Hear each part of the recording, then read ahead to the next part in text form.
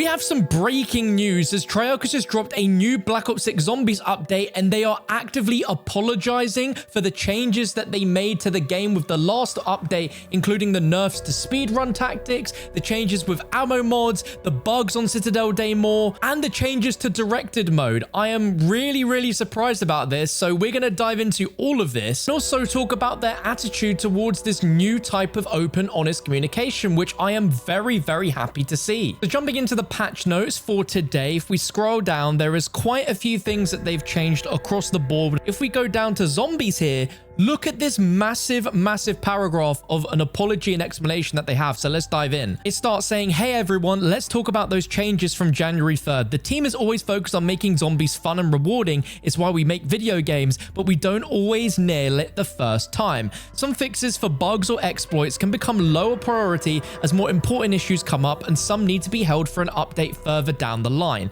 Last Friday's changes to Big Game for Shadow Rift, the Shock Charge speedrun for Terminus, and directed mode spawn delays after 5 loot rounds are prime examples of these. So they're actively aware that those are exact reasons why people are saying the game is less fun and how Treyarch are nerfing fun. And they even say this in their tweet. But look at this. Their wording even says reverting changes from Jan 3rd that nerfed fun. So even they are aware that what they did with the recent changes was not good. If we continue, it says, we know it's not fun to see a fix multiple weeks later for something that wasn't bothering you in the first place. So we're reverting the directed mode changes, giving Shadow Rift 4 new buffs.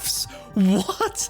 And scheduling a fix to allow speedrunners to safely use the shock charge tactic in Terminus again. The first two are live right now, with the speedrun fix needing some extra testing before it goes live. Thanks to everyone for the reports of visual effects not shown properly in Citadel Day more, and crashes that can happen when you're using a sword while Aether Shroud is active with the Void Sheath augment. The team produced fixes for these bugs shortly after they popped up, and they're live today. That is an incredibly good sign from Treyarch here to start of 2025. And the thing that I've wanted from Treyarch the most since the game launched, and they were really good at it for a few weeks and then they've sort of been very quiet, is just being open and honest with the communication here. We as the player base really appreciate when Treyarch are open and honest and explain why they've made the decisions that they have. Like if they're nerfing something, instead of just nerfing it, let us know why. Give us the reasoning, the data, and then maybe we can understand a little bit more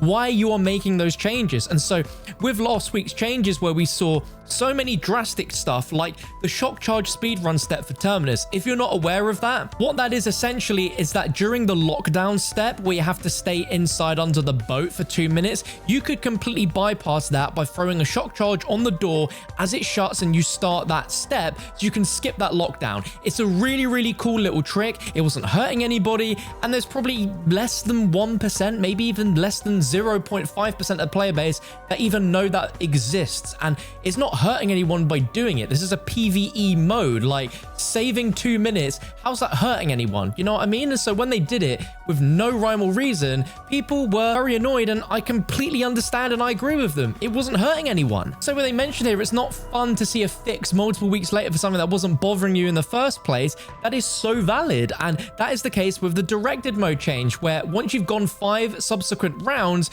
they just added a delay of 35 seconds until new zombies spawned and the round started. And it just felt like such an obnoxious thing to add for no real reason apart from just making the camo grind in directed even longer than it needs to be, which is sort of inflating the amount of time someone's playing on the game, where statistically that looks better, but for a player experience, it's terrible because there's no reason for it. It's just artificial added time for no reason whatsoever. So the fact that's been reverted is fantastic. Let's get on to Shadow Rift. So there was the big game augment for Shadow Rift that if you used it on a certain like elite enemy, like an amalgam or an abomination, if that activated, they would fall from the sky and immediately they'd be taken out. It was a really cool trick. And let's also talk about how how often that would happen. It's not statistically going to happen every time you shoot a Shadow Rift bullet. It just has a chance of it happening.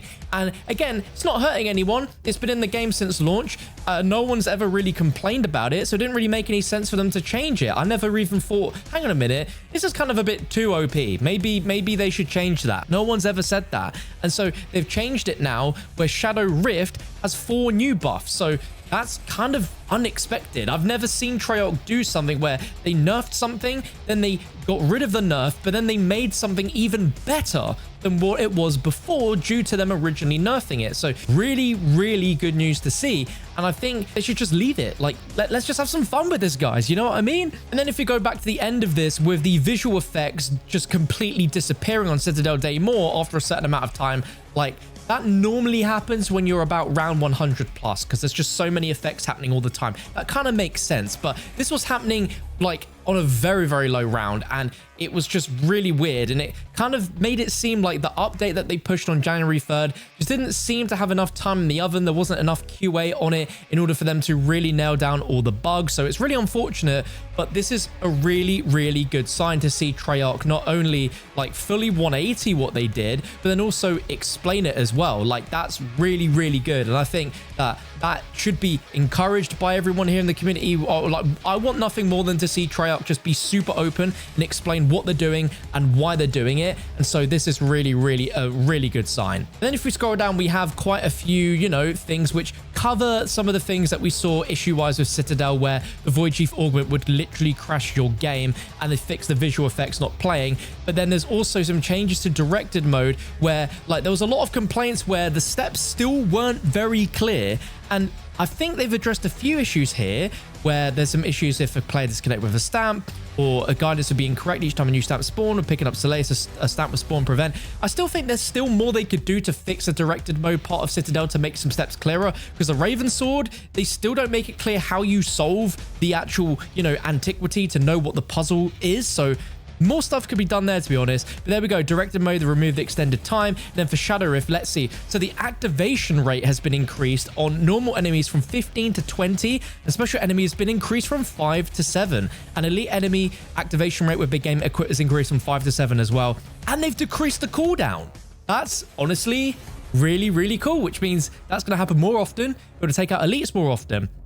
But here they go. The big game augment for Shadow Rift was never intended to one-shot elites, but we know it worked like that for months, and we heard you about this latest change taking too much away from Shadow Rift overall. So we've added 4 buffs to make Shadow Rift activate more frequently, including a 25% cooldown reduction to keep it powerful and fun to use.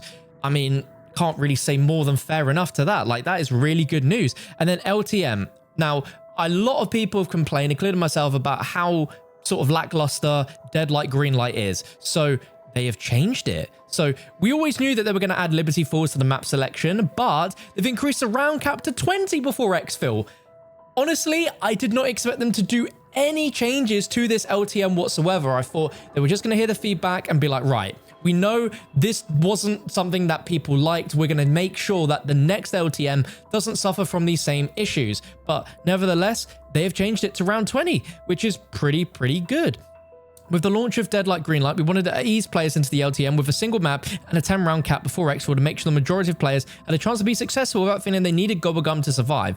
Basically a bite-sized experience that's not too punishing. Looks like it was too easy and over too soon. Starting today, we've added Liberty Falls and extended the round cap to 20. After that, we'll plan week's 3 round cap extension, but it's now crazy community wants a challenge to get. Okay, so now they're open to listening to the community's feedback and actually implementing changes. Now, if they are listening to this video, which I hope they are, for week 3, round cap extension, sounds like they already have it in the works to increase it to round 30. But Treyarch, add the ability to do the Easter request in this mode, please.